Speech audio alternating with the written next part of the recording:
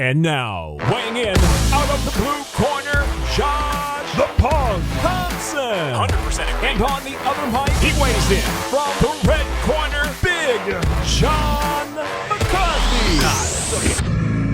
Well, welcome to everyone. It is almost the end of June, and that is why International Fight Week is now over, as UFC 303 has been put to bed almost as quickly as Yuri Procházka. I don't know. That's gonna happen. Low. No, that's not low, man. That's just honest, dude. Let's be honest. Alex Pereira just lit him up multiple times in a very short fight. Yeah, it went to the second round, but definitely didn't even hit the over. So we got all kinds of things to talk about. My man, where are you? You're sitting there with a horrible background. It is nasty looking. I know. I'm at my in-laws' place, so I'm using my my sister-in-law's office where she works from home. So well, she needs some pictures or something, man. Tell her. I'll buy John, her a poster. If I could show you guys her, he's got 3 screens, a full big, 50-inch TV on this side, but I'm facing all of it right now. There's nothing. All the good. She doesn't look the other way. Like, she's not looking behind her. She's looking at these screens. This setup is pretty dope. I gotta be honest. This setup's pretty dope. Well, I want to say the setup is dope. The way you're looking, the way we're looking. I'm seeing some little chicken shit wheel right behind you and nothing on the walls. Yeah, but you know what, though? You get to look at this beautiful jawline, this wonderful smile, nerdy glasses. I mean, I'm coming in hot today, baby. Yeah, we need to just move on. Yeah. I mean, this is the best thing you're going to see for a while, buddy. Best thing you're going to see. That probably is, which is unfortunate for me. There's everything you need to know. Yeah, I did the drive over to California on Wednesday. Got here like late Thursday, middle of Thursday. Everyone's like, "Oh, like why'd you drive?" And I'm like, "I have a dog, man. I got to take my boy everywhere with me. He's my road dog. He goes everywhere with me." Did you ever travel with dogs? Yeah. My dog, he doesn't eat in the car. Nope. He doesn't. When we're on the road, he doesn't really eat. He'll drink a lot of water, so we have to do a lot of bathroom stops. But he also, wherever we get to location, he doesn't eat like the first like half a day or maybe full day. Yeah. And so it's a little rough. I mean, I know he's getting older. He's 13 now. So I think that's something with dogs as far as just their entire system is there's so much movement with cars. They get like, I don't want to eat. They know. So I kind of think that when they say they're man's best friend, I think that's kind of like real men. We are creatures of habit. We need to have a schedule. We need to be running. This is what I do on this day and this base. And I think our dogs are the same way. I think our dogs really feel like, no. I wake up in the morning, I have my breakfast, I go outside, piss and shit, I come back inside and I lay around the house all day. And if I don't do it that way, we got a problem because I'm going to leave you. I'm going to leave you a present you're not going to be happy about. And about 5 p.m., I eat and I drink some more and I go outside and I piss and shit and I come back inside and I do the same thing and sleep till the next day. Dude, I just saw my next dog. You're bringing up dogs, and we didn't talk about this, but I just saw my next dog. You're getting another dog? I'm going to have to after this. Come on, look at this thing. It's fantastic. Let me see this thing. Let me see this thing. Oh. Is that not awesome? I look at this. Dude, he's got more rolls than George. That is awesome. More rolls than George. What are you gonna call it? You gotta call him Two-Face. Oh, dude, he is, man. I'd call him Ebony Ivory. He is cute as hell. He is. He is. I mean, John. Let's go ahead and jump right into the conversation about the UFC. We're going to talk about this because it just happened. It happened most recently, but I mean, it just happened right now, a couple of minutes ago. Thank you very much. But let's go ahead and let's talk about your betting odds. You just really flopped, dude. I sucked. So BetUS had us with some good odds. Absolutely sucked. Yeah, but BetUS had some good odds on the fights, and some the fights kind of took a little bit of a turn. Obviously, with Diego Lopez with Brian Ortega dropping out, nothing you can do about that. I'm glad they were able to put a fight together, and I'm glad that Dan lives there. And Dan's man, you got to give Dan credit. It's not easy doing that. You got to give Diego. You got to give Diego Lopez. Both of them are savages because, man, I'll tell you what, to step up the way that Dan Ige did, but then to take multiple different fights and different weight classes and just everything that he went through, because he's going through the emotional roller coaster. Nothing against Dan, but Dan's like, yeah, I'll fucking fight tonight. I don't have to sit there and have any of the thoughts about it, all the things, all the pressure's gone. Yeah, let's just do it. It's a good way to do it. He texts Hunter Campbell, I've been in camp for 3 months. I'm the healthiest I've ever been. I can fight this guy tonight and beat him. This is what legends are made of. I'm in. I'm ready. I'm in great shape. Please don't take this opportunity away from me. That's the best line of the whole thing. When he says, please don't take this opportunity away from me, you look and you go, dude, you're a savage, because that was a great line. That's what got you the fight. That is outstanding. I love the whole part of it. And you could even the whole thing, and we're getting past ourselves with this, but even the whole relationship between him and Eric Nixick, who we've had on our show multiple times, and the way that, he kicks him to the head and he got taken down off of it because Eric goes, all right, he goes, I landed it. It's like they were having fun, and they should have. And that's exactly the way that you can approach a fight like that. And look, he won that last round. He was doing well. Yeah. So, he's got nothing. It's not a loss. No. This is one of those ones you can't lose. Look, it's not easy to be the fighter who goes through multiple changes of opponents, to make the weight 3 times, to be Diego Lopez, and then also to be Dan Ige, where you're coming in last minute. There's a little bit of not sense of relief, but it's almost like there's no pressure on you because you're like, hey, look, I'm really stepping up. No one expects it. No one expects anything of you. No. And so, I think we got not what we deserved. We got what we got, and I'm happy that we got that. Oh, yeah. You understand? I don't know. Like, remember when Khabib went through that whole thing, and then we ended up Tony Ferguson. Yeah, the Tony Ferguson thing. We ended up with Ale Quinta, and it was Max Holloway. First off, it was Tony Ferguson, then Max Holloway, then Ale Quinta. So, and so when you get to all that, and then Khabib still fights. There's a lot that goes on in a fighter's mind going in there. They're prepared for one person. Now you're changing it.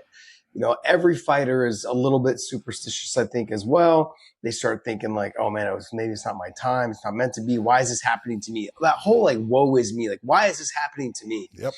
And man, I felt like Diego, you could tell in the 3rd round that it was wearing on him a little bit, like mentally. You could tell he was mentally drained, I think, from the week. He was physically in good shape, mentally drained with the lead up to it. And I know we're skipping over the main event. We're going to go back to the main event, guys. But this is one of those things. Yeah, this is one of those things that I've just felt both fighters, I got to tip my hat to them, because it's not an easy thing to do. They fought their asses off. And for Dan to win the last round the way he won the last round, I'm extremely impressed. I know he was training, but to switch your brain like that from going to – you're laying down getting a massage, and all of a sudden you're like, yeah, they're calling me to fight. And you're like, oh, okay, cool, let's do it. 4 hours, 5 hours before, at 4 o'clock today, he was getting the call that, hey, this is time. We want this fight or not. What a man! What a stud! Oh yeah, tip my hat. It is absolutely when you know Dan Ige and you know the way he is, and just his background. It's the Hawaiian thing, because this is what a Hawaiian would do. It's just the whole part of it. You look and you go, yup. Yeah, it's just yup. I see it, and you know what? It's a loss on the record, but man, I'll tell you what, it's a win in the checkbook. It's a win in the hearts with fans. It's a win. Yeah. So great job. I kind of think both guys will end up on the Sphere. They both want to fight in the Sphere. I think you're going to end up with them at the Sphere. Right now, Hunter Campbell and Dana are like, where do you want to fight? You got it. Yeah. Yep. I owe you one. And you guys want to go out there and fight? I'm down. Yeah. John, let's go back to the main event, obviously, with Alex and Yuri. But let's talk about it. What were your betting odds on the Bet US, and how did you choose on that fight? The betting odds were Alex was the favorite in it, and I thought he should be. And I thought it was at that point, as long as it's below the 200 mark, it's something to bet. And I talked about, if you're going to pick one, I would pick Alex, and I'd only pick Alex because when you have that first fight, no matter what, and you have someone get put down the way Yuri did, and even he said, I didn't remember this, even though people were saying it was an early stoppage. It's still, that sticks in your mind. And yes, you can think that you have, that whole thing as far as I've made improvements. I know exactly what I'm going to do. I'm not going to make the same mistakes again. You're going to make the same mistakes again. It's just going to happen. So I looked at it and said, if I was going to pick a fighter, it's going to be Alex. I looked and said, but I think Yuri will last longer. I think it will go to a round and a half. And I was an idiot. It went to 1 round and 10 seconds. Yeah. That was it. So I got destroyed on that fight. Yeah, I won with Alex and I lost with the over. So I know, but when you're looking at how you would have thought that Yuri would have fought the fight, I thought he would have wrestled more. I would thought he would have came out wrestling, at least like getting the snap off the punches, at least getting that, ruining the rhythm of like letting Alex settle in a little bit more on the feet, get him feeling uncomfortable right from the jump. Because it was almost like what's that old saying, like death by 1,000 needles or some shit. Like it felt like that, watching him stand in front of Alex. Death by 1,000 cuts, man. Yep. Yeah. And I was like, what are you doing, man? Like, just put the pressure or get all the way out of kicking range, because you're getting kicked to the legs. And every time you get in boxing range, you're getting touched. And that last jab was textbook right as he stepped in, right at the bell. Okay. Bink, sat to his ass. And he thought the ref stopped it. That's how in trouble I thought he was so hurt. He was hurt. He was yelling with the ref, like, no. And he was telling Alex, come on. The round was over, dude. He just didn't know it. Because he didn't hear it. He didn't know it. Yeah. Well, I'm also going to say, right at that moment, I realized the fight was over too, by the way. Fury didn't. He didn't realize it yet. No, as soon as I watched him walk back to his corner, I go, it's over. Yeah. I said, my bad. And I did. My wife, she had to be up watching it, and she goes, what's your other bet? Because if he wins, you're gonna do good. I said, no, it's got to get to at least 2.5 minutes past. I said, it ain't gonna happen. No, and it did not. 10 seconds though. But that's the way it is. But what? Okay, so let's talk. Where does Yuri go from here? Yuri's in that position of, he's absolutely one of the best light heavyweights in the world. Yeah, and he is fun to watch because he is so unusual, and he's been that way, since the first time I ever saw him. He really hasn't changed. He has tightened his style up a little bit, but he's still so open and crazy in the things that he does that he's exciting and he's fun to watch. So I don't think he really loses a ton, but the real problem for him is, Josh, you're the UFC. He's not going to get another shot. Not for a minute. Not for a minute, not for an hour, not for a day, and not for a year. It's just not going to happen. See, now John just aged himself in one moment. He realized when I say a minute, that doesn't mean an actual minute, John. That means he's got some time. No, that's the whole point is, he's going to have to go through basically the top 5 in the light heavyweight division to the point where they're stuck, a la Max Holloway, Alex Volkanovski, unless someone beats Alex. And I don't see anybody in the light heavyweights right now beating him. I thought if there was a person that had a chance of beating him, it is Yuri. And, I know that, Jamal Hill is, talking a lot of stuff. And now all of a sudden it's the Herb Dean thing where, he let his guard down. Bullshit. You got knocked out. Okay. Sorry. And nothing against it. That happens to good fighters. And Jamal is a good fighter. I just don't think his style is made to beat Alex Pereira. Yeah, none of those guys are on his level. Not right now. And I'm actually, the reason why I'm looking at my phone is I'm looking for the and the other part is you can take a look, when Yuri put Alex against the cage looking for a takedown, he did that in their first fight. He was able to take him down. It didn't even get close to a sniff. Yeah, but John, I'm gonna go with this. I think Magomed Ankalaev has a good chance of beating him. I don't think so. I think he'll wrestle. You sucker. I know. I think he'll wrestle. Okay. I think he might wrestle after he gets hit with a left hook. Yeah, I think he'll wrestle, and I think if he does wrestle, I think he beats Alex. Yeah, but like I said, he's got to wrestle though. He cannot afford not to wrestle. Yeah. Outside of that, let's just say that he beats Ankalaev, or let's just say that fight doesn't come to fruition for whatever reason. I mean, are we going to sit around and just say, hey, let's just let him stay here at 205? Or do we try to really bump him up to heavyweight? Do we see that Tom Aspinall fight? I just saw George roll his eyes. George, you didn't like my idea? I saw you roll your eyes. George. First off, you're asking him to go up in that fashion. I saw him step on the scale last night. He was 231 pounds. Yeah. Okay. And that would be about what you figure anywhere between 230 to 235. That would make him a small heavyweight, the hybrid. Yeah. Guys like Aspinall, Aspinall is way better than people realize. Oh, John, I've been high on this guy since he first came in. Don't talk to me. I know this. Excuse me. I know this. Did I say you? I said he's way better than people. He does not get the credit for how good he really is. I mean, yeah, he had, people. Dude, I saw John Jones actually saying how Curtis Blades was lighting him up, in their first fight before the injury. And I was like, I went back and watched it. He missed every goddamn fucking punch there was, just about. So, but John being soft. Yeah, John doesn't want to fight him. And I don't blame John. I'm looking saying that's probably a good one to stay away from. If you're thinking about pulling a plug on your career, there's no point in fighting that guy. Because he's big.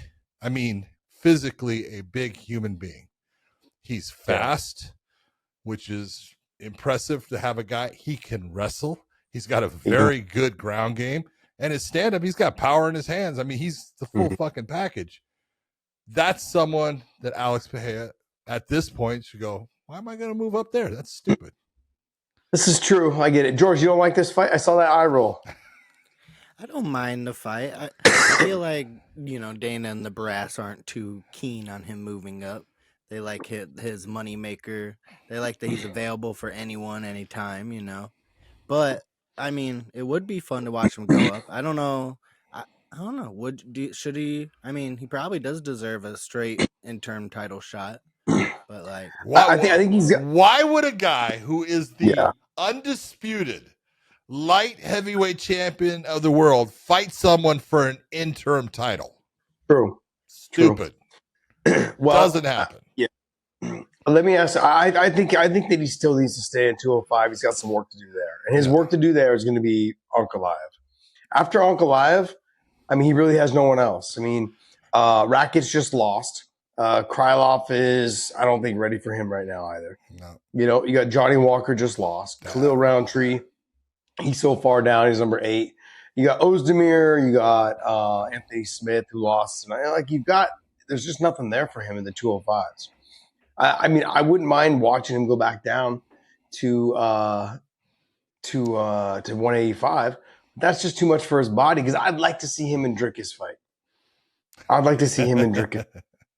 But I mean, outside of that, I mean, I'm interested in the Izzy fight again. The Dricus fight kind of interests me, but I don't know if I want to watch him get back down to 185. I think he's well suited for 205. Too much of a drop. Yeah, too much of a drop. And I don't want to say he's old, but he is getting older. What, 30? He's accomplished so much. 36 right now? I think so. John, the thing is, I have this itch to see him fight in heavyweight. I really do, because I honestly, it's been such a Cinderella story for him.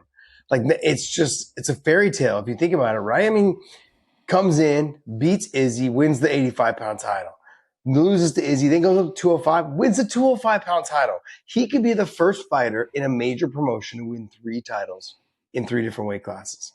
That's insane. And to do it in what? 12 fights? 11 fights in his whole MMA career? Not even like 30 fights or what? To do it in however many fights he has now, what, 11 or 12? It's insane. Insane what he's accomplished in just this short period of time. 13 total fights. Jeez. Yeah. And how many of them were knockouts? Ooh. Yeah.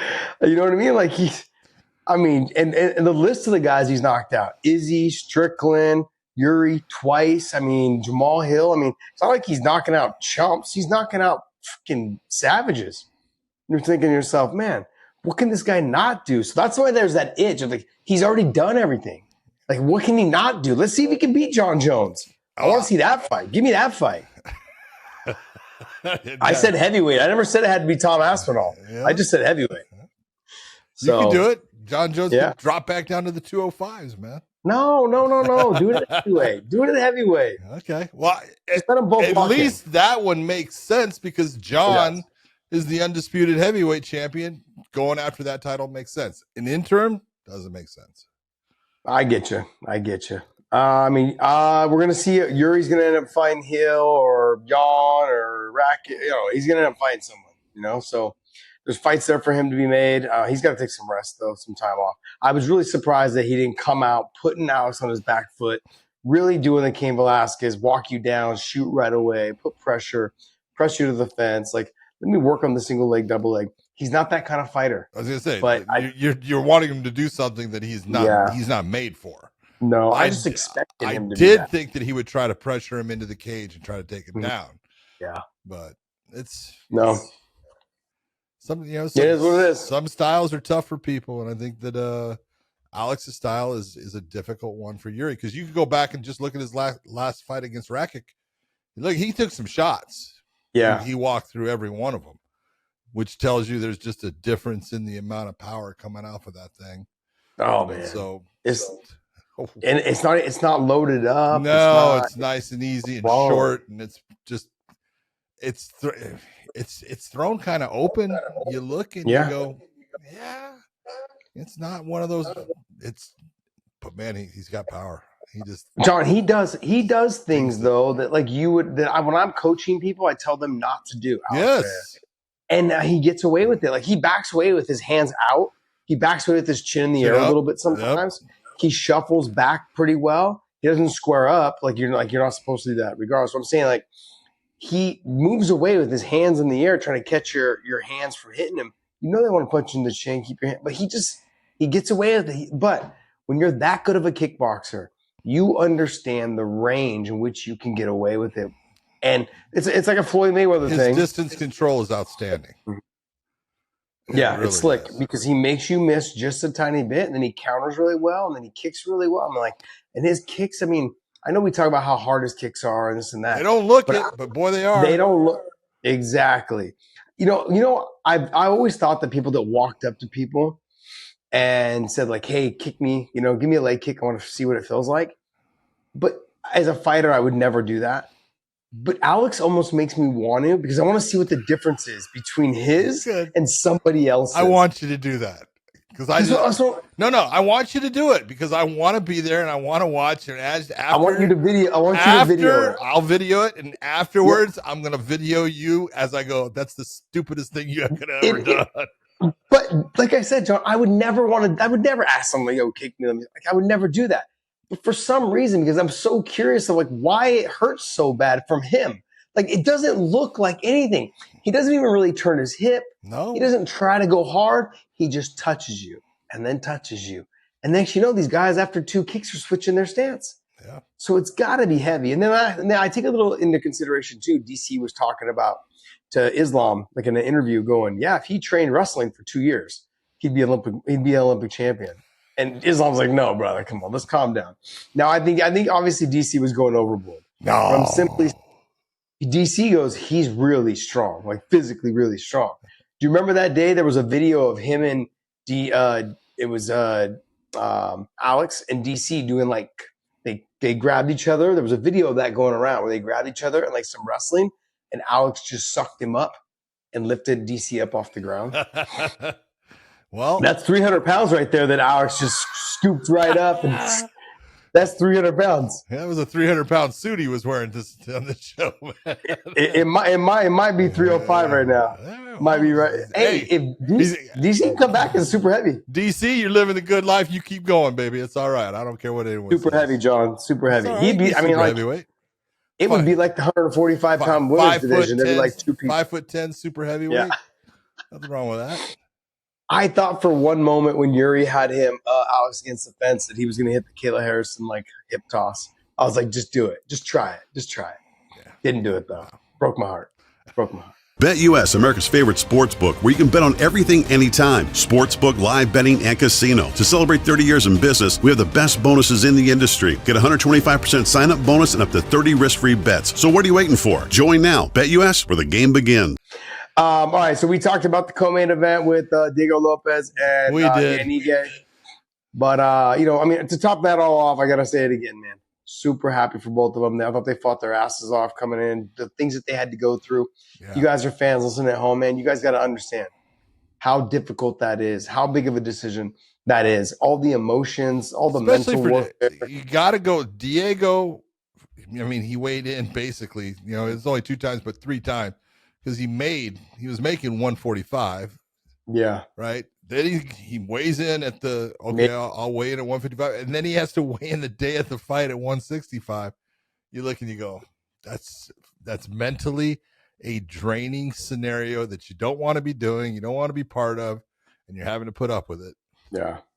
Well, I already can see people, I haven't checked Twitter yet, but I'm sure people are on Twitter going, oh, he got tired in the 3rd round. He got killed by Ortega, Brian Ortega, or he would. I'm like, guys, totally different. You can't just completely different. Yeah. There's psychologically, you start to get drained. It'll drain you physically. Oh, absolutely, absolutely. I mean, literally, I've had sports doctors and sports therapists talk to me, and we had one that was always at AKA talking to all the fighters and this and that, and she was literally like, during the day of a fight, you shouldn't be reading. You shouldn't be doing any of that stuff. You should just be laying in bed, just trying to rest, doing whatever you can. Maybe talking to friends, not about the fight, but just talking to friends about life, their kids. She's like, things that are not taxing on your brain that will make you think too much. Because if you think too much, it really does take your energy. This guy's been thinking for the last 3 days straight about who am I fighting? What next? What could possibly happen next, and who am I going to potentially fight? And so, look, man, I'm going to give him a pass on how he looked in the 3rd round because I know we all know he's a good fighter. We all know he's a damn good fighter.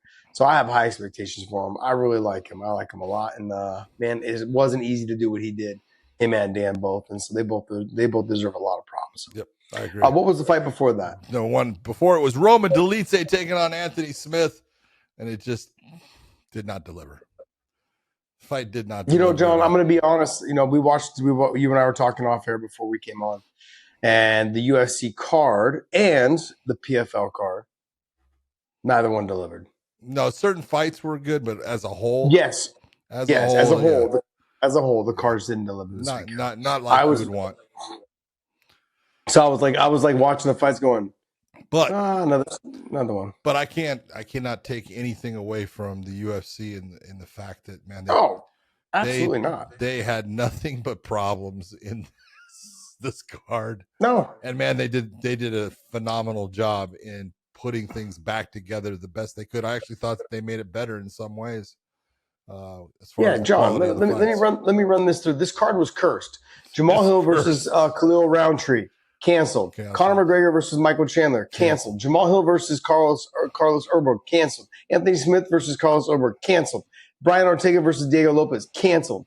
Like that was a list of the fights that were canceled just off the main card. Yeah, I know. It's the main card. I know. So the fact that the UFC scrapped this thing together, and I feel like they did the best they could to make this card a lot better than I think it would have been. Yeah.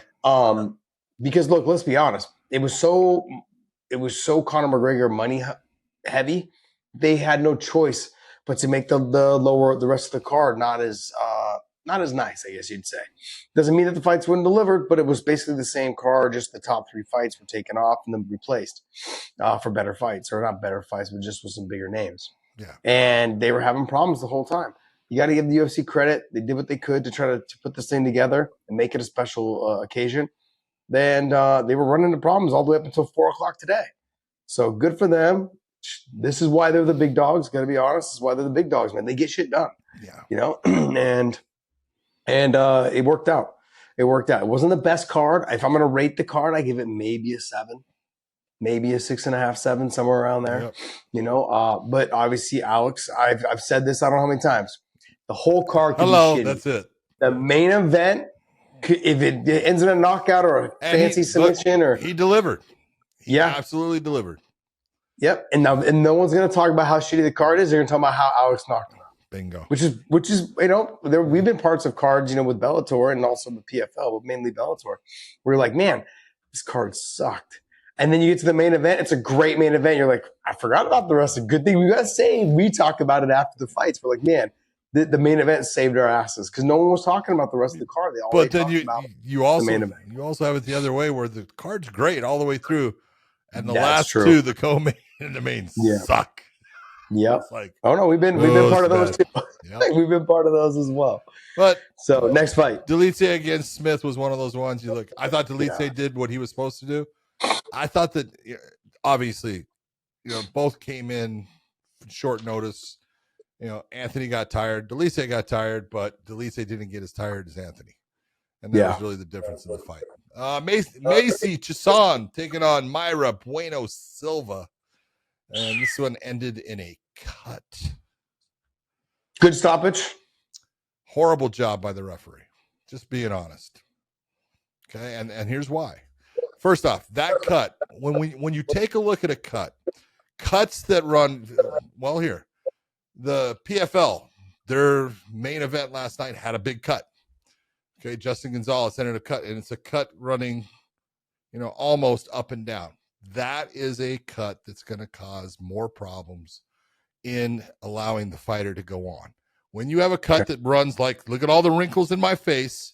Yeah, I was going to actually use those. Absolutely. A cut that runs in that same direction, it's not a bad cut because it doesn't run over multiple muscular structures. And this is what I'm going to say. The doctor didn't do anything wrong. Doctor came in, said, it's a big cut, and the blood's going in her eyes. And what did my referee do? What do you want to do? You're the son of a bitch that's in charge of that fight. The doctor's not. Yep. And when you are in charge of the fight, you're the one that makes the decision. And you sit there and say, Doc, can she go on with that? Right? And the doc says, it's a big cut. The blood's going in her eyes. She wants to fight. Let's let her continue on in this fight.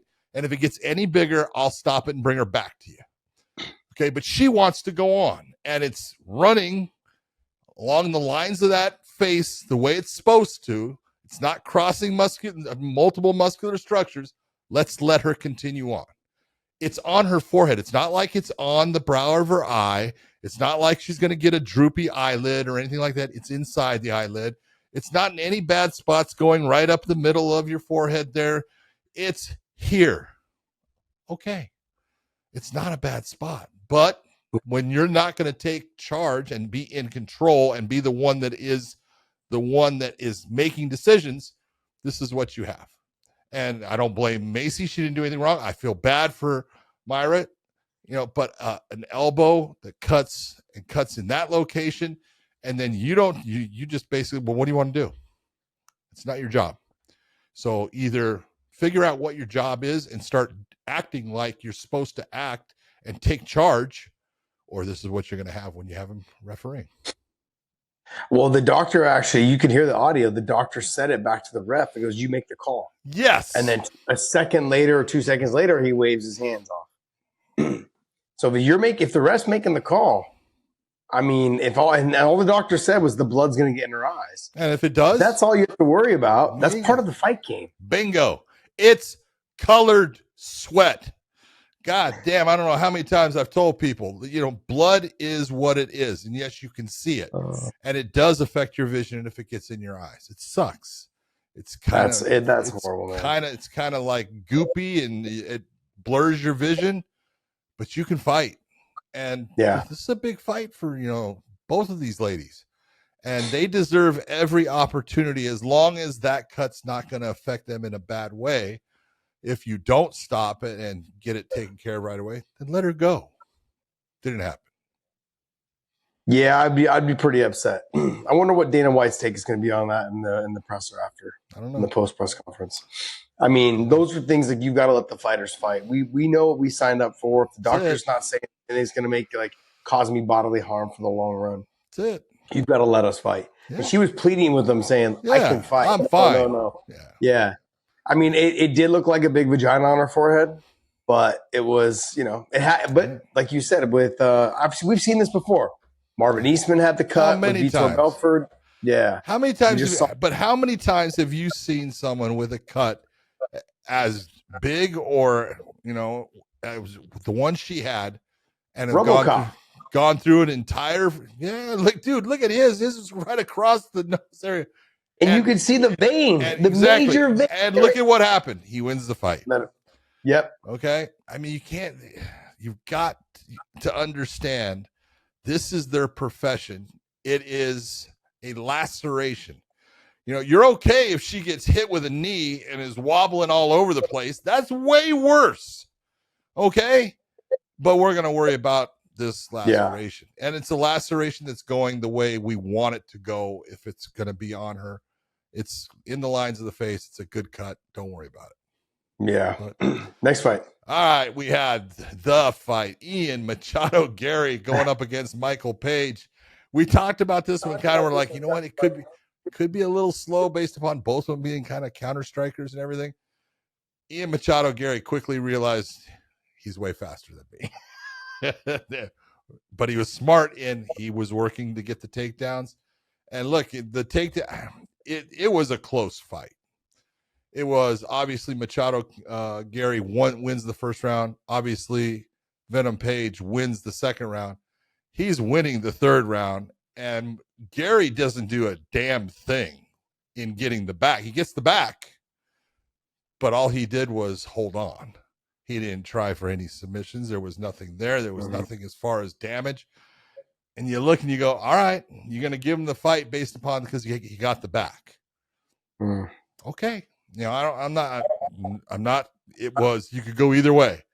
Yeah. I like the guys that are trying to actually finish the fight, not hold on. And so good job by Ian Garry. He wins the fight, but it wasn't that impressive performance that is going to make people want to jump onto your bandwagon. And I understand why. Yeah. Venom Page is a pain in the ass to fight. Yep. I think Michael gave, who did we see last week do something very similar? Gave up the first round. They gave up the first round, just hanging out on bottom, like thinking, I got 5 more rounds to this. I think it was in the main event. Actually, who was the main event last week in the UFC?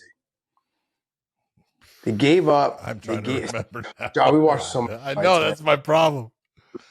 But they ended up giving up the first round, just hanging out on the bottom. Dun, dun, dun. And it was the main event, you're saying? I think it was the main event. The last main event was Whitaker and yeah, that wasn't it. That one was a good one, but it could have been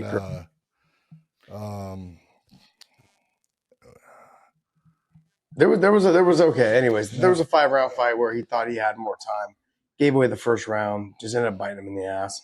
You end up with those type of situations. I felt like MVP, he normally works on stiff arming you down the legs, working to getting himself up. He was kind of just chilling with his back against. It could have been Bellator with Jason Jackson. Exactly, Jason. Yes, you're right. Sorry, it wasn't a UFC fight. It was Bellator with Jason Jackson. Yeah. And it's like he finally woke up in round 4 and decided to fight. And look, these are moments in a 5-round fight they can get away from you. But in a 3-round fight, you can't be giving away any rounds. True. And we've seen several times where MVP is like fought fiercely to get back up, after getting taken out, pushing on the head, almost turning the back, but not, that kind of thing. In this one, he was almost like he didn't feel threatened when he got first taken down. And then all of a sudden it was too late. Now he's too high up on my body. Now I can't get him off. And then he gave his back and they lost the first round. Yeah. But I will say, look, Garry came close to getting that choke set in there. He did. He did. Came close. You can see there was. Michael was a little concerned at a certain point. Yeah. I don't blame him. No, I don't blame him at all. I mean, look, but we've said this before.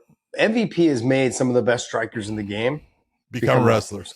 Paul Daly was a wrestling son of a bitch when he fought.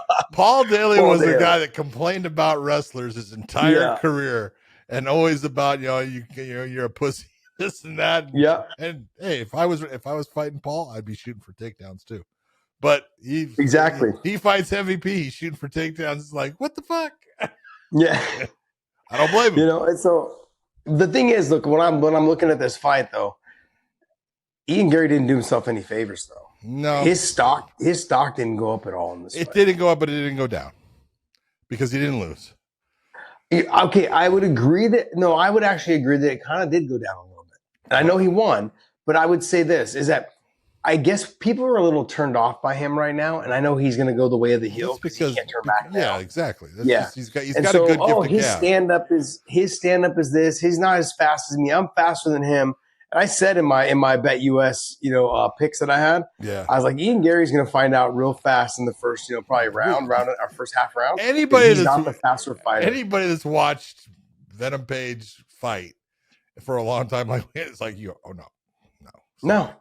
There are very few people that I will say are as fast as he is. There's a difference though, John. People watch him fight and they think that they could potentially be as fast as him, and then they get in there and they realize, oh no, I'm not going to be able to hit. I'm trying to figure out which one of y'all are kicking me. Oh, come on! You go back and you watch Ian Garry. Watch him against, some of his competition, Neil Magny, his fight against I'm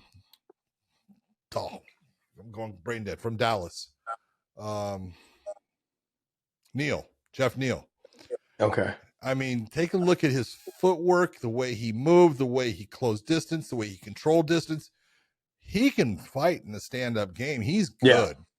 He was flat-footed and lost. He was like waiting because he was like, I don't know when you're going to move. And this is the problem. And so, it was it was clear as soon as the fight started and he took a couple of shots, he was like, I didn't see that. I didn't see that. Yeah. And when you don't see something, that's when it starts to scare you because that's when it hurts you. Yeah, I think the problem that MVP is going to have in the 170-pound division in the UFC is there's a lot more wrestlers there. Yeah, everyone's like going to Bellator had more stand-up guys for him to fight.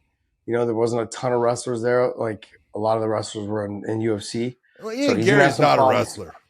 No, he's not. No. Let's he shouldn't have lost those takedowns to him. True. I mean, the first one was a caught kick, so it was all right. No, I understand that. But the third round, though, that he needs to get a takedown to win the round. All you got to do is just stay long and stay away. You know what I mean? And just keep pot shotting him. He lunged in, which is what got him taken down. He lunged in on something. Ian Garry goes to the body lock. Boom, takedown. Done. And then you turn, give your back. I know it was only a minute and a half, 2 minutes of it. And I had obviously MVP winning the first 3 minutes of the round. He was, but it is what it is. Yeah. We'll see. Next fight. Joe Pyfer taking on Marc-Andre Barriault. Joe Pyfer looks good, man, dude. This is a little bit different. We said, look, he's going to learn from that. There were some things that he said that went on and everything. He's got power. He's absolutely a guy that you got to look at as 185 pounds. He's big. He just needs that experience. And the whole thing that happened with, Jack Hermanson and stuff, no one wants to lose, but I think it was a good thing for him. I think he learned from it. I think he realized, okay, these are the things I got to do. And he was calm when he first hurt Barriault. He didn't jump in and rush and crush space. Took his time, looked for the shots, put them on him, and put him out. John, he hit the body and then came back over the top with that overhand right. It kind of grazed the back of the head. I was like, oh. Then he went down and he hit him with another shot. I was like, oh, wow. Yeah. Very impressive. Great performance. It was a big step up in competition for him to fight Hermanson. Yeah. It was a big step up. And though you got it out of the way.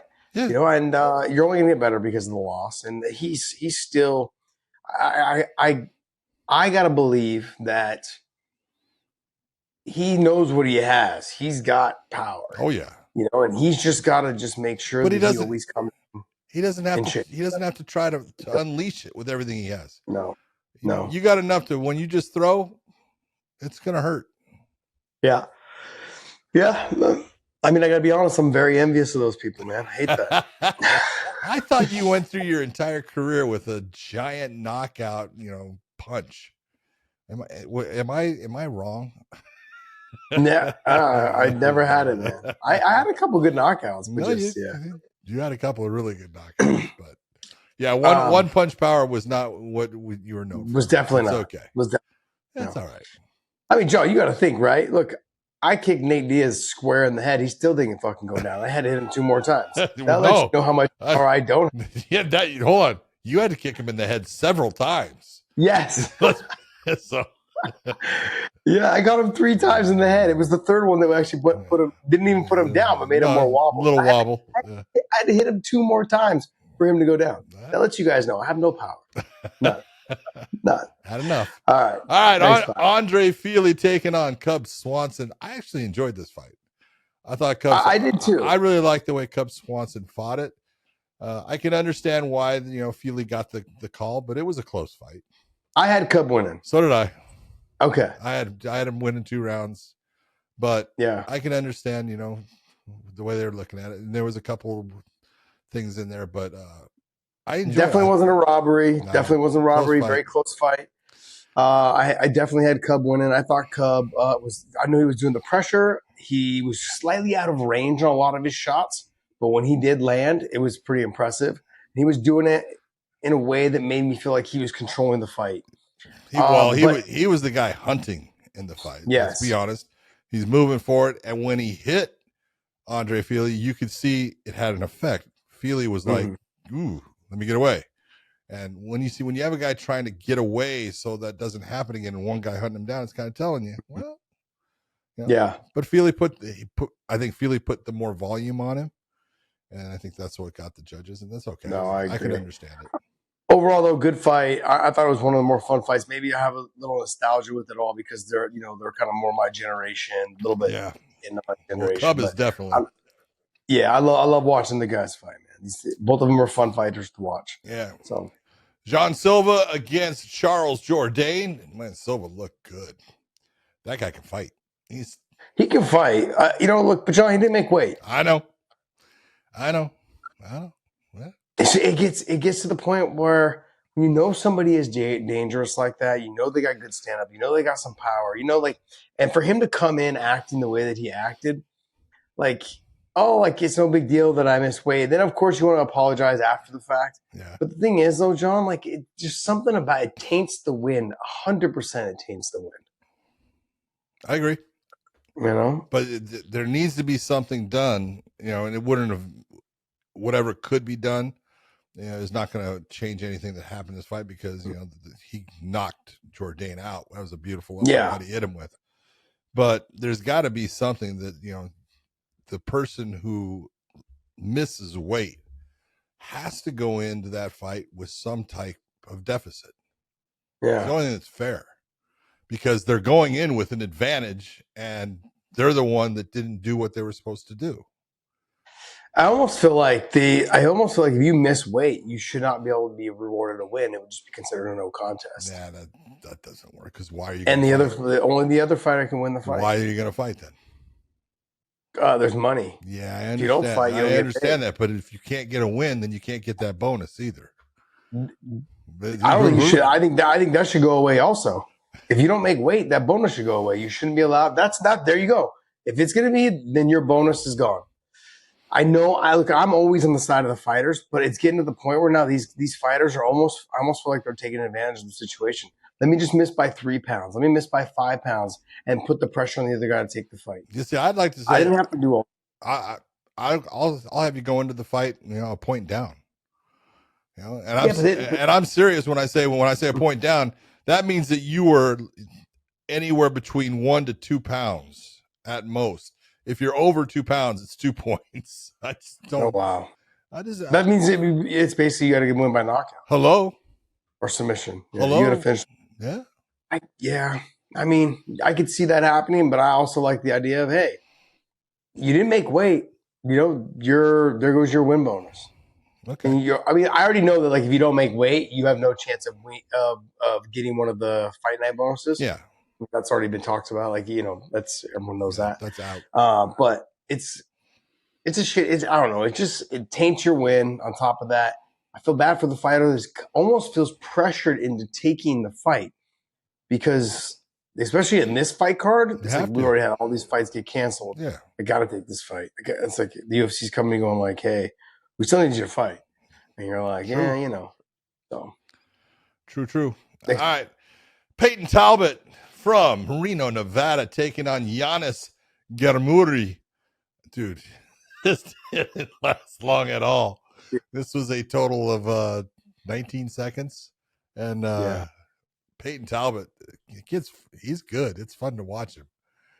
John, you know what I said? Doesn't he look like a young Robbie Lawler at 19 years old? You know, it's funny. My wife he's kind of like a combination of Robbie Lawler and I can't think of who.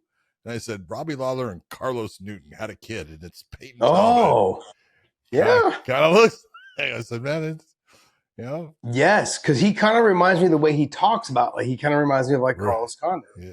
Not Carlos Condit, Carlos Newton. Carlos Newton, yeah. Yes. Yes, and then obviously the frizzy hair. Yep. But I mean, that's how Robbie, when I first met Robbie, he had like a fro. He had a fro, yeah. Yep. And it was like almost bleached out. Not bleached out, but it had like, bleached. No, he had tips. Yeah, he had tips or whatever, yeah. But man, he just came out throwing heavy heat. Oh, yeah. Heavy heat. But I mean, look, I'm looking forward to seeing him grow as a fighter.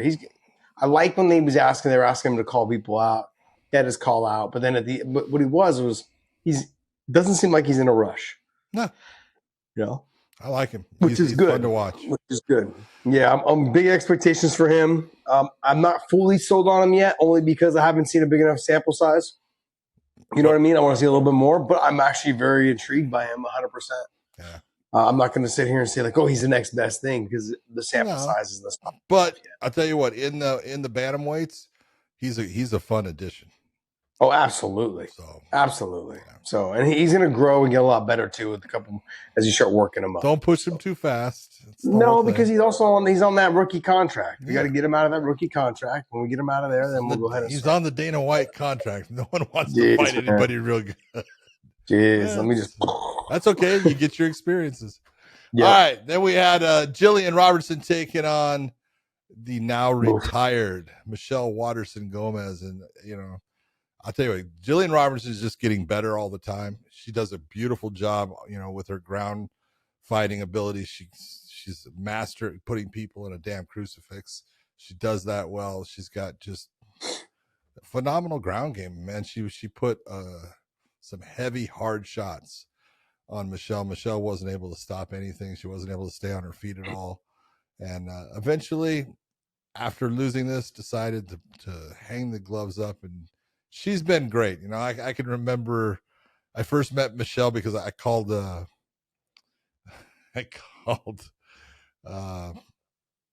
Greg Jackson's because we were doing Bully Beatdown, and I needed a girl for it. And it was going to be Eddie Bravo's ex-girlfriend was the one that she was going to. She was bullying Eddie Bravo. Is that what she doing? Yeah. But so anyways, I said, hey man, do you have someone that's this, because size wise, and Michelle at the time was like 105 pounds, right? And this girl was real small, and so he goes, yeah, I got Michelle, I got the karate hottie, right? And I said, hey man, love to have her come out. He goes, yeah, and let me ask her, right? She says, yeah, she wants to do it. So she comes out. It was the first time I ever met her. She was a young girl, and she was great. Yeah, she's been fantastic for the sport. I refereed her when she won the Invicta atom weight title, and she got that from Jessica Penny and stuff. And she's always been just one of the best people in the sport as far as just a wonderful human being, always happy, always saying good things about everyone. I'm gonna miss her. Yeah, I wanted to not touch line on this, but just say something, because she said something at the end where she was having a discussion with her husband about like, if I'm not a fighter, then what am I, or who am I? Yep. And I wanna just, if she does listen to our show, I'm not sure if she does, but you're a mother, you're a wife, you're everything. Those are very important. They're way more important than being a damn fighter. Absolutely. I mean, when has it not been enough? That is enough, and so she's not only just a mother and and a wife, but she is obviously one of the top female fighters that came along in an era that was building a sport.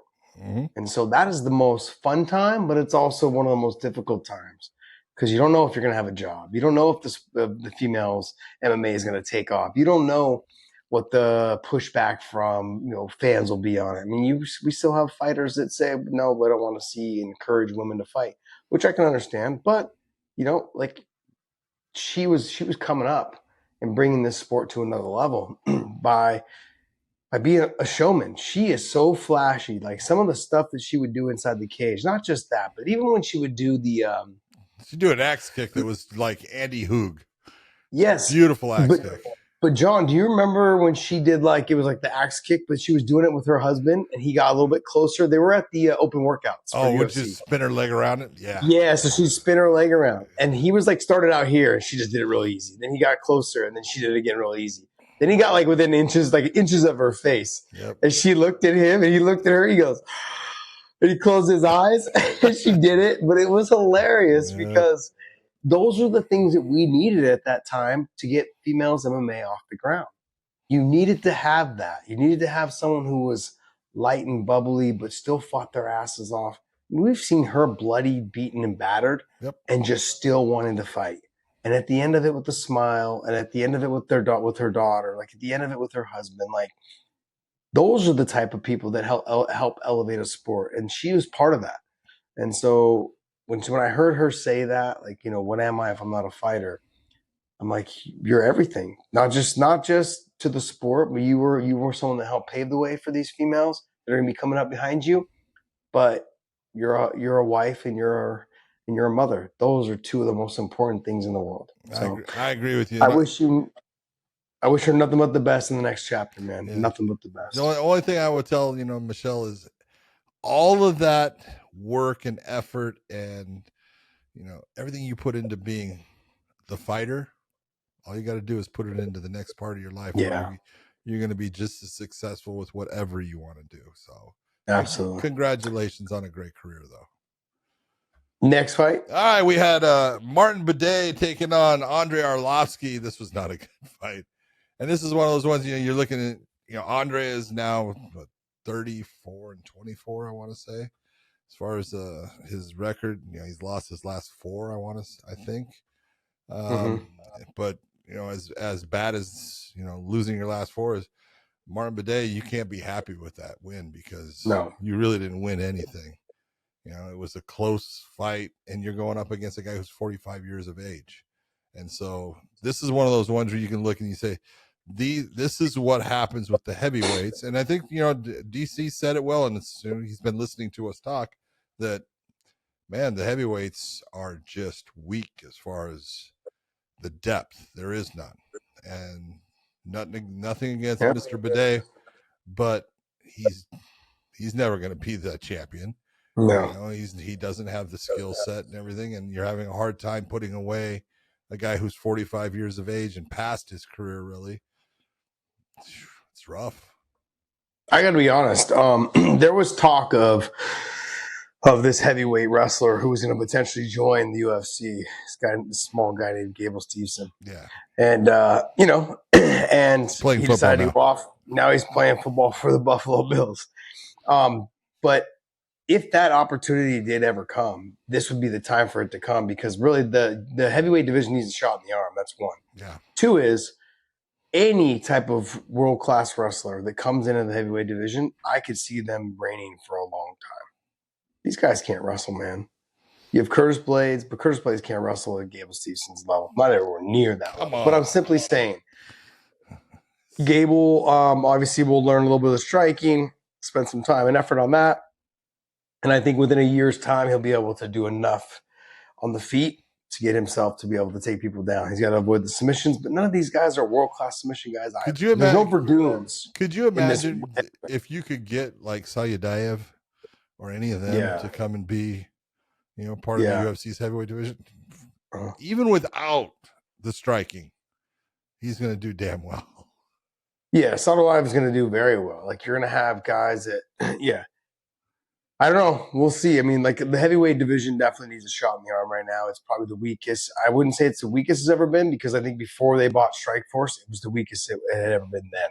And they only had two guys, maybe three. So they had Brock, they had Kane, and they had Shane Carwin. Those were their three guys.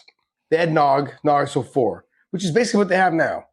But if you're going to take a look at if I was to say which four guys am I going to put in the Hall of Fame, these four that are there now or the four that were then?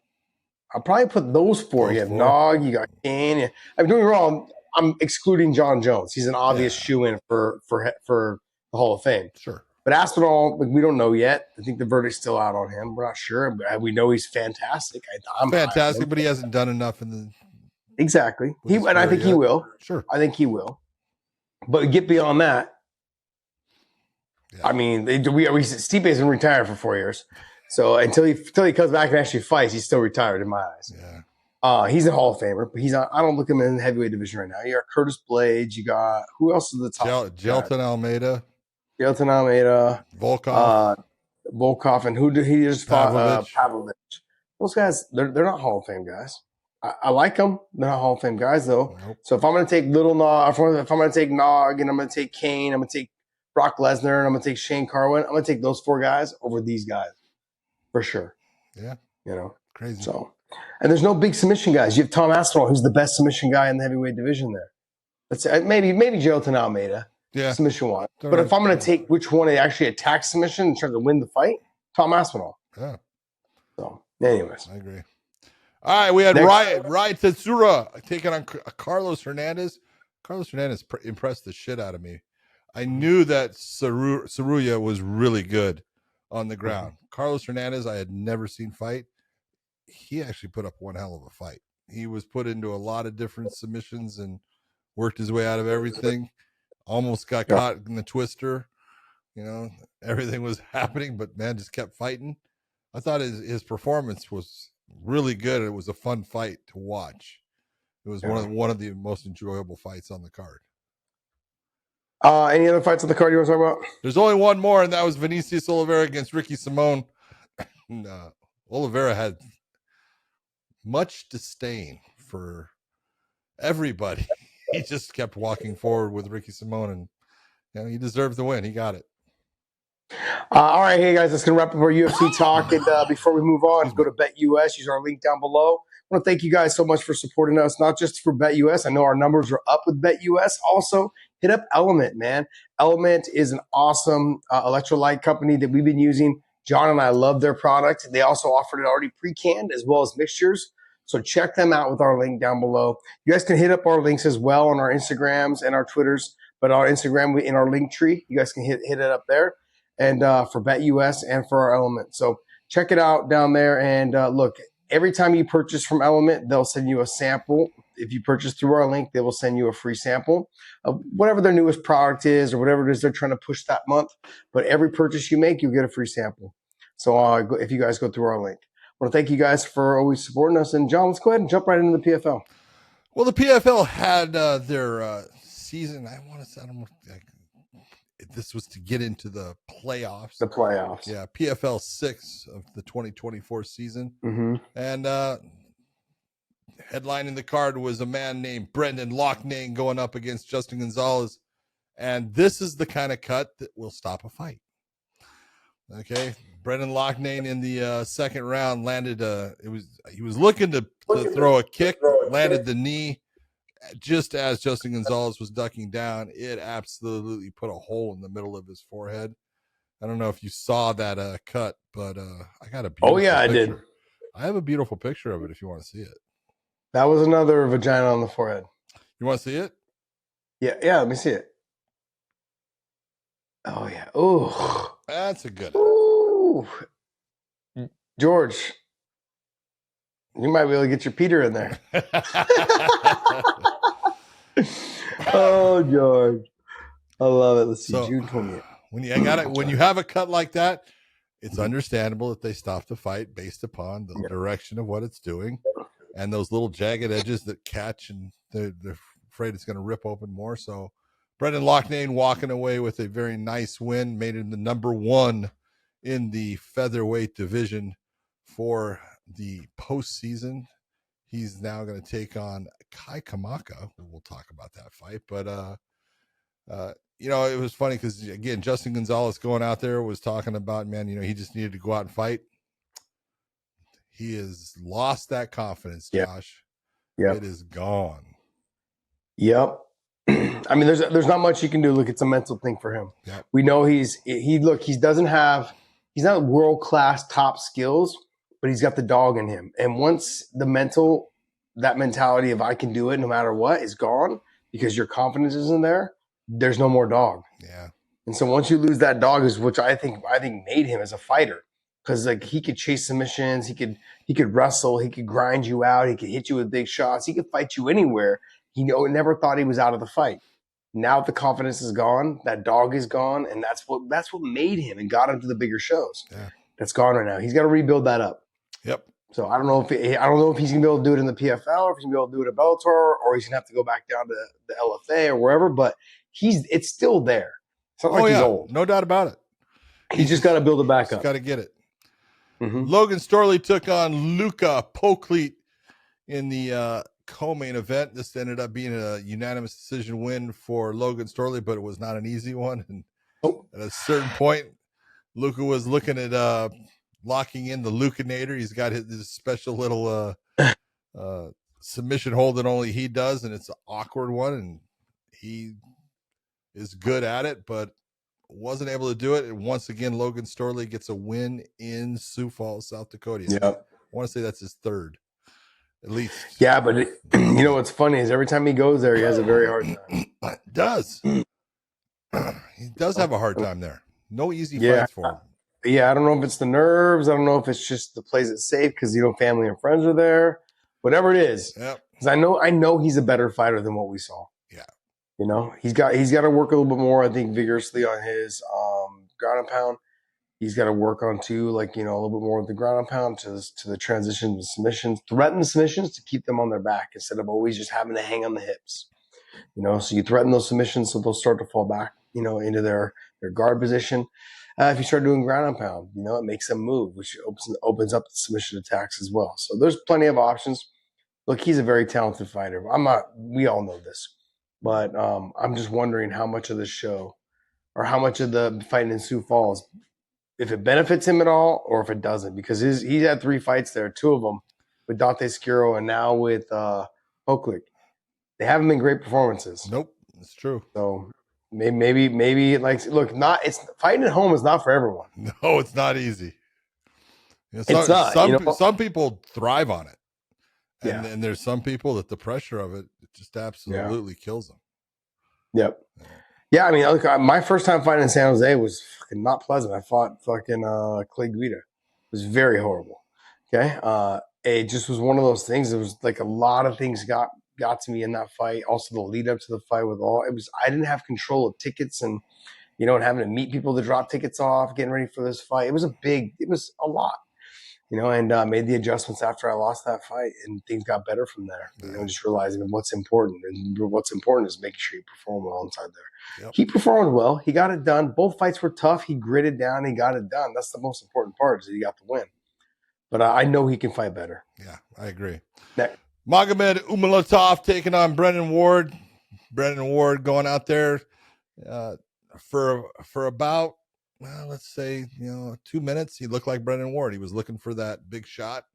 And then as soon as it hit the ground, it just isn't there. And Umalatov gets the anaconda choke. And with that, Brendan Ward put an end to his career. He put the gloves down. Once again, Brendan Ward has had a very rocky road, but he was always fun to watch. And he was always a good guy to me, always treated us very well. It was fun to be around, a little bit crazy, which you kind of like. Just a little bit. Just a little bit crazy. But I hope everything goes well for him. I hope he's happy with what he's doing. He's got a great family now, and he still has his union job, so he's ready to go. It's funny. I didn't know him until we brought him back. Bellator brought him back, after he had a hiatus out for a while. But I got to be honest, my first impression of him was you are a little bit wild, which I love. Oh, yeah. Because, I love that about fighters that just speak from the cuff, man. They are who they are. Yep. And they're not apologetic to anybody. I love that about him. And the first time I did really sit down and talk with him, I met his daughter. His daughter is the cutest little thing, and she was so sweet. And he's just, and I feel like right now he's in a good place. Kova. I feel like what's that? Kova. Kova, yes. His daughter's name. Was it Kova? Yeah, it is Kova. But yeah, I feel like he's in a good place right now. You know, he was posting pictures of his, I'm gonna say wife, girlfriend, you know, but then, you know, his kids, and he's in a good place. Looks like work is doing well. He's doing his thing. Little extra money grab, you know, right now, which is good for him. Good.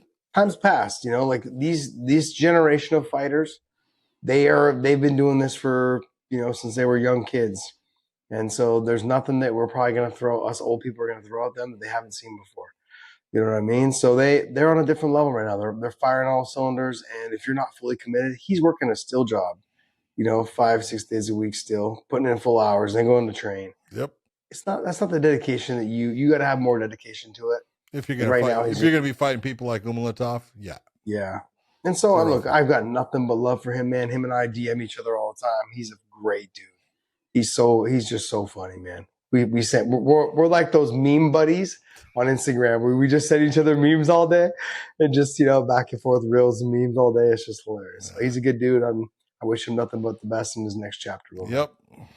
Next one. We had Gabriel Braga, who came in overweight also, going up against Bubba Jenkins. Bubba Jenkins took the fight anyways, but he had an arm injury somewhere in the middle of it. It's just that whole thing with Bubba. Bubba's, when he's able to wrestle and do well and be up, getting in the top position, he does well in fights. And even though his striking has really improved, Dewey Cooper's done a fantastic job with his striking.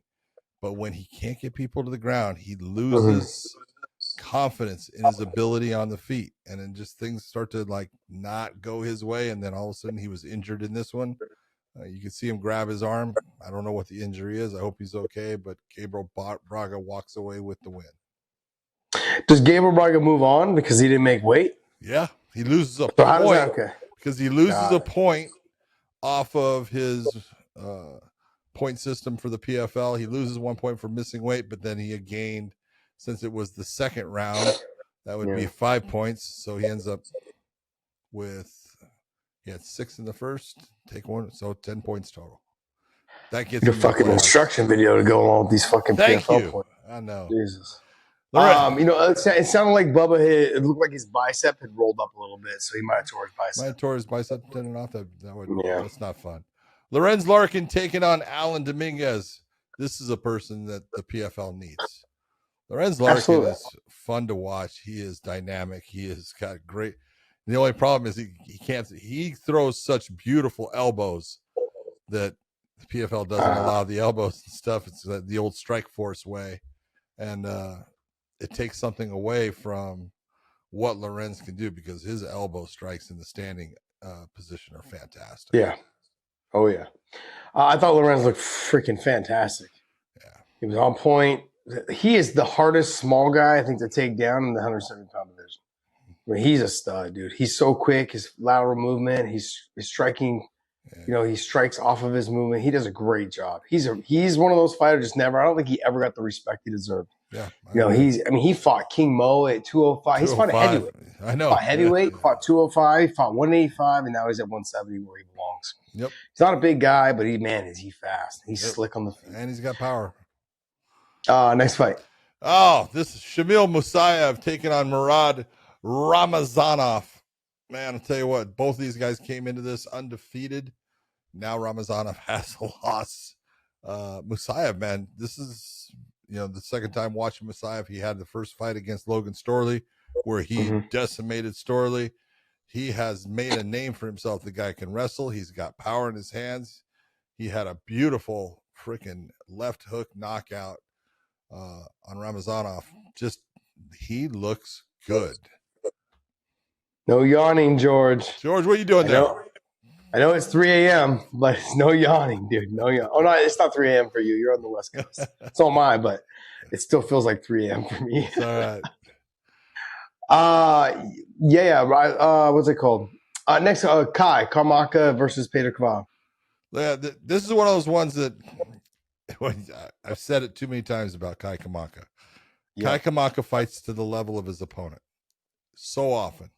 He is so talented. He's got good wrestling. He's got beautiful stand-up. He's fast with his hands. But at times, he just doesn't take over in a fight when he can. and he'll fight to the level of his opponent and make it closer than it needs to be. Now, he got the win. He got into the playoffs with his win, but he's in that position. He is not taking over when that opportunity is there, and he's got to start seeing it. He's got to start going for it. John, I'm convinced it's because he doesn't have any extra energy to spend because he's got 7 kids. Like he's exhausted by the time he gets inside the cage. Man, he has got a big family. I love it about him. He's a great guy. But you are right. You and I were texting during the fight going, man, he fights to the level of his opponent. If he feels comfortable out there, he doesn't try to get him out of there. He just like lets him linger around. He doesn't put the pressure on him. He doesn't try to be the hammer too much. He does just enough.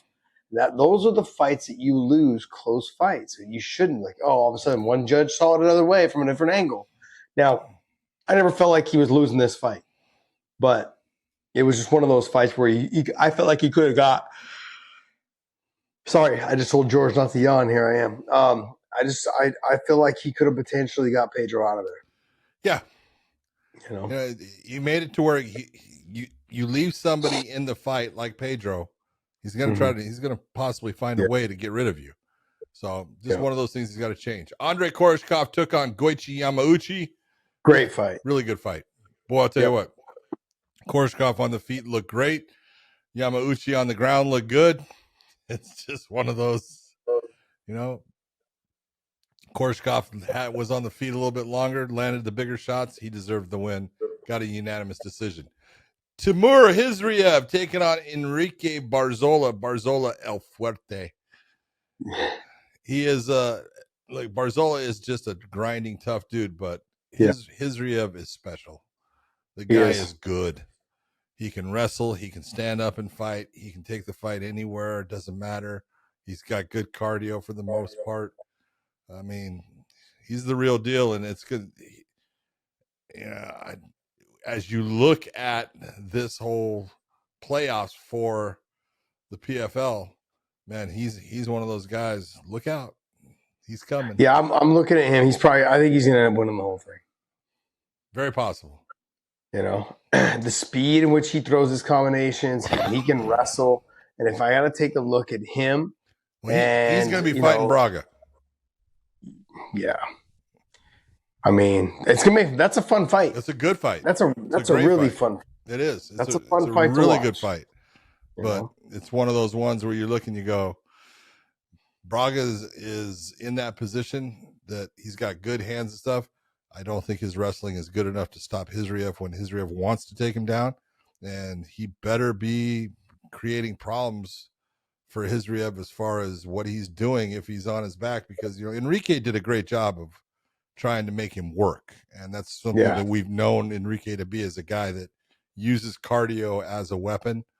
It's just he couldn't make it to where it caused a problem for Hizriev. Hizriev's only 17, 18 years old, so he's something like that. I mean, he's young, but he's really talented, man. So if you guys haven't had a chance, he's not to watch that him young. fight, He's not that young. No, I know he's not. He's not that young. He's 20. I'm simply 28, 27, 28. I think he's 26. Okay.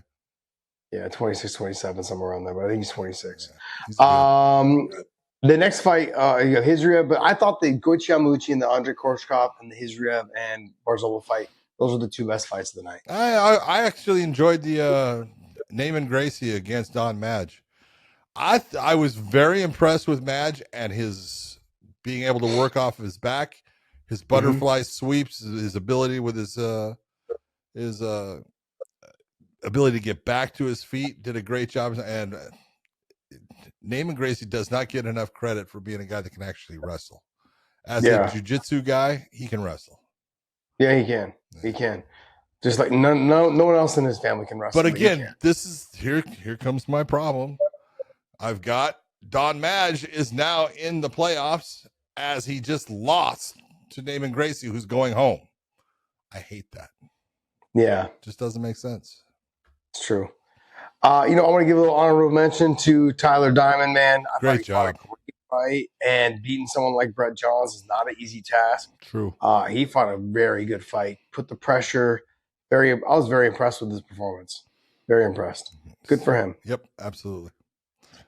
All right, guys. Hey, that's going to wrap up our PFL talk. Hopefully you guys enjoyed these two breakdowns and these talk over these things. But is there anything else? There was something that I sent us real quick that I wanted to give a little mention to. What was it? Well, one thing, Michael or James Vick got a TKO drop. Boy, karate combat? Yeah. Oof. That was a nasty karate combat knockout. There was one. So was also the choke out by the president. Oh yeah, that was pretty neat. That's wild though. The president's got some skill. No. And then you have Nico Ali Walsh, who dislocated his shoulder in round 6. He was trying to pop it back in. Yeah. He was punching it. He was shaking it out. He was trying to bounce it up and down. But good. He ended up going on to win the fight. So good for him. That's Biagio Ali Walsh. That's Muhammad Ali's grandson. Yeah, both of them. They're both brothers. Yes. They're brothers. Nico's the older one. Biagio. What I like about Nico, did you hear what Nico said in his post press conference? No, I did not. Or sorry, not post, but in the interview inside the ring. He's like, look, I gave up a lot of money, millions of dollars. He's like, because Jake Paul asked me to fight. He's like, and I'm taking this fight because I don't want to be part of that circus show shit that they do over there. Okay. I was like, good for you, young man. Yeah. Good for you. I think I'm looking at these younger fighters that are coming up, and I think they want to be considered real fighters. And those fighters, like guys like that, are the ones that are going to help pave the way for the new generation of boxing. So what we're seeing right now with all this social media stuff, like this social media boxing, all this stuff, I think it's fun. But let's not sit here and consider it to be real. It is real. It's a real fight. But let's not call it. This is not high level, world class, level boxing. Well, maybe Jake Paul one day has an idea to get there, but doing what he's doing, beating up on trying to fight old people, in their 50s, late 50s. Okay, but 27. I'm thinking about this the other day as I was working, and Tyron Woodley is one of the color commentators for the PFL. Jake Paul is signed with the PFL. Why don't they put Woodley, instead of a boxing match, in a MMA match with Jake Paul? Is he too old? I mean, are we? No, I'm kind of wondering, are we going to sit around and pretend like that Jake Paul is really part of the PFL, or they're just paying him to actually be an influencer for the PFL? Don't tell me that. What is wrong with you? Maybe you don't know, but what is wrong with you? It's one of those things. Fighter signed. Okay. Hey, if there's one thing I'll give the PFL, boy, they have done a great job with the women as far as signing the best women boxers there is, except for Katie Taylor. They got them all to fight in MMA, so it's awesome. Well, I'd like to see him fight. I haven't seen him fight yet. Well, they got Marshall. She just had a fight. She's supposed to fight Clarissa Shields, which I think they fought in boxing. Yep. So, and then you have Serrano, right? Amanda Serrano. Did she fight yet? She hasn't fought yet, right? No. Okay. No. Looking forward to seeing her fight if she does. Yeah. But I've always been a big fan of hers. Yeah, she's good. All right. Well, hey, that's going to wrap up our show for today. Hopefully you guys enjoyed it. Sorry for the setting, but I'm going to be traveling for the next couple weeks. And, so we're have to make do with this. I know. Calm down. Can't trust you to be anywhere. I know. But, I mean, well, wait, before we go, though, we have something to plug. John has his refereeing clinic in Vegas, July 27th, 28th, or 26th, 27th? 1 month away. 1 month away. 26, 27? 26, 27, 28. 26, 27, 28. 3 days? 3 days. 3 days. So that's Friday, Saturday, Sunday? Yeah. Okay. At Extreme Coutures in Las Vegas? At Extreme Coutures in Las Vegas. Where is the website they can sign up for? They can go to MMAreferee.com to get all the information they want. So it's all good. Well, John. Yes, sir. I was listening to DC tonight, and they were a little heavy on the referee at the in the Procházka fight. Like, come on, man, stop that fight. And I'm like, guys, this thing happened so fast. DC needs to sign. I'm going to send him the link to your referee. You sent DC. I'm going to send him. So you know what? You're in Vegas all the time. John's going to be there doing it Friday, Saturday, Sunday. Okay. I want to put DC in the middle of the cage. Say, okay, hey, these are all the things I want you to pay attention for. Okay, this is Oh, what we're dude, doing. I would Have him. trust me. I'll film it because it will be hysterical. It will be so funny. I will Look, and put then what him you got to in- do is you got to get Sean Strickland in there. You know, with like a Paulo Costa or like whatever it is, you know, Perfect. just to have fun and just see it, like see how crazy it gets, and DC be like, there's just too much going on. I don't What know the hell am I supposed to do? Yeah, it would be great. It's so easy. It would be great. It's so easy. Yes, it's super easy. But all right, guys. So thank you guys so much, and I want to thank our sponsors, BetUS. You guys use the link down below, and also I want to thank Element for continuing to support us and everything. So take it away, John. For everyone out there, especially my man George, you can go to sleep now. It's okay. No, I can't. I gotta edit. I gotta edit. Sorry, George. No sleep for you. For everyone else, hope you enjoyed the show, and we'll see you.